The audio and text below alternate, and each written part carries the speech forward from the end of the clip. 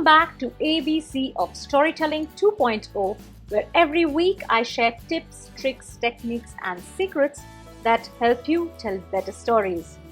My name is Rituparna Ghosh, and I'm on a mission to help you navigate through the entire storyverse, helping you perfect and practice storytelling one letter at a time. We are on the letter M, and I have 3 of them for you, so let's begin.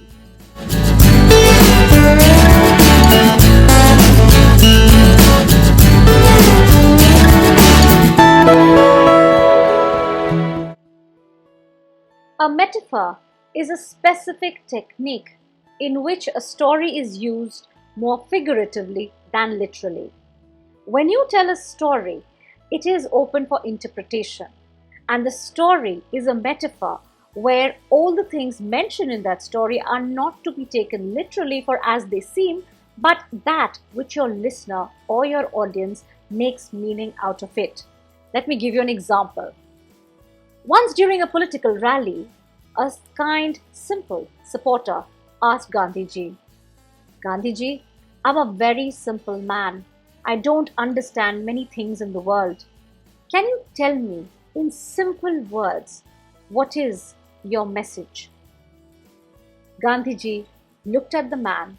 He thought for a moment. He smiled and he said, "I am the message." Now, if you were to take this story into your workspace and tell it to your audience, your listener will interpret it in their unique way. Suppose you're a brand or an entrepreneur who works with sustainable products or eco-friendly products, and you tell the story at a presentation or your investor pitch. This story will convey what is your message to the world. If you're a leader who leads with an iron fist and you tell your story or you tell this story in your team meeting, then your team will understand what your message is. Metaphors have been used incredibly by public speakers, by communicators, by coaches, trainers, leaders, influencers to convey very simple things in very effortless and very power-packed in a crisp manner. Because metaphors are short, because metaphors are crisp, sometimes it helps you power pack in a lot of powerful content into just very simple words. Metaphors are also found in everyday experiences. Look at your life closely. There are metaphors in your everyday anecdotes, in your life experiences, things that you have seen, heard, watched, or experienced in your life. All you need to do is to position your lens very carefully, read that incident, read that anecdote, read that experience in a unique way, and you will find a metaphor that will connect with your listener much better than by telling them what you want to say in direct words. At the same time, metaphors can also be found in children's stories, in fables. My favorite one is Emperor's New Clothes. I have told it in corporate environments, and the story instantly connects with a lot of people, particularly how they look at their own leadership and their role within a team. Like I said, be open to interpretation. When you don't take a story as its literal or its face value, you are learning to use story as a metaphor. My next M for you is the triplet of moral, message, and meaning. When you begin telling a story, I know it's almost impulsive to go after the moral, and it is all about your conditioning. When you tell stories, you are almost compelled to tell the moral of the story, or you're compelled to just underline it or say it aloud. A part of us does that because we've all heard stories from our childhood. Stories equal to morals, and morals equal to have to be told at the end of the story. But it is also a tendency why we use morals, or why we tend to talk about the morals at the end of the story, is because we don't trust the listener. Our biggest fear is the fear of being misunderstood. What if our story loses its importance? What if our story is misinterpreted? What if our audience does not understand why are we telling the story? So therefore, let us highlight the moral of the story, spell it out so that it's very easy for the listener or the audience to understand or take it away. But that's exactly what I'm asking you not to do. When you start telling stories, or when you start working on designing a story strategy within your organization, within your brand, wherever you want to use stories, always begin with your message. Why do you want to say what you want to say, and why is it important for your listener to understand your message? When you focus the guns, or when you put the spotlight on the message, then you will use the story differently. You will be more tolerant of the many meanings that your listener and your audience will take away from your story. When you give the onus of interpretation to your listener, you are letting them take charge of the listening experience. They know they are not being led, they know they are not being pushed, they are not being prodded or provoked to look at the story the only way that you want them to look at it. You are trusting their intelligence, you are giving them the honor and the respect to interpret the story and derive their meaning from it. If the meaning resonates with your listener, if you have carefully crafted your message, keeping in mind your listener's needs, wants, and the listening barriers, things we've discussed in the previous video, your meaning, your message is going to drive home, and they will come back. Your listeners will come back to listen to more stories from you. M for mindful. A story needs great attention.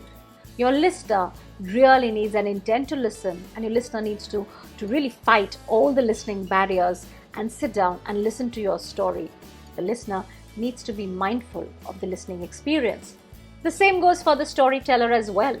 No matter which story you tell, what are the circumstances, you can't get so consumed in the telling process that you be unmindful of your audience.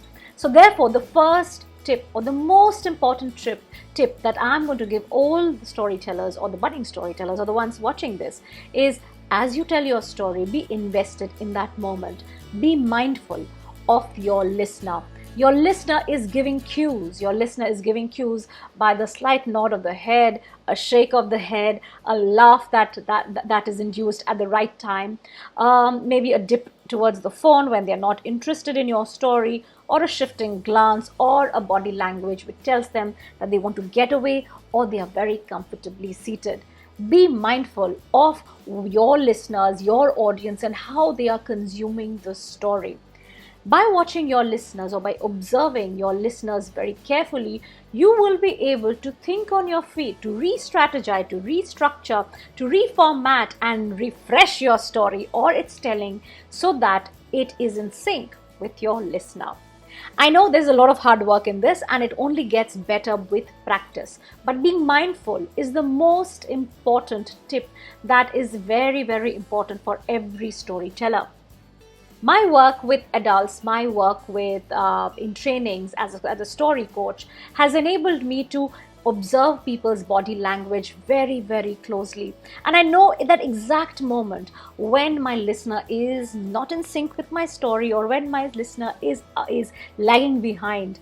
And whether it is the youngest in the audience, the toddlers, or it is the aged, I know everything. I have to be mindful of the way I speak, the speed at which I speak, my pauses, my intonation, my selection of the story, whether it's working or not. So I know if it's not working, I need to speed up the story, finish it, and make room for another one, which is perhaps very, very important. Now, these are true for all my performances, but when I said, whether it's my training or my coaching, or when I'm facilitating a workshop, giving the right examples or making sense of my entire story or the different connected narratives, it is important for me to be mindful of the audience and what they say by not really saying as much through words.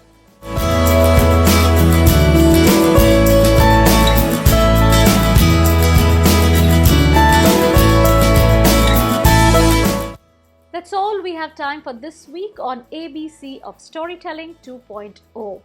We are somewhere at the heart of the series, 13 letters gone so far and 13 more to go. I want to take a moment to really ask you, all my listeners out there, how is this going?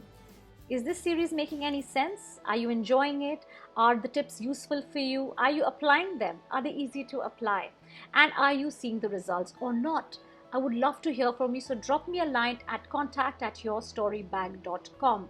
Remember, ABC of Storytelling is free because it is meant for everyone who wants to use the power of stories in their business, in their life, and their work. I will have more tips and resources coming up for you next week. So until when we meet again, happy storytelling.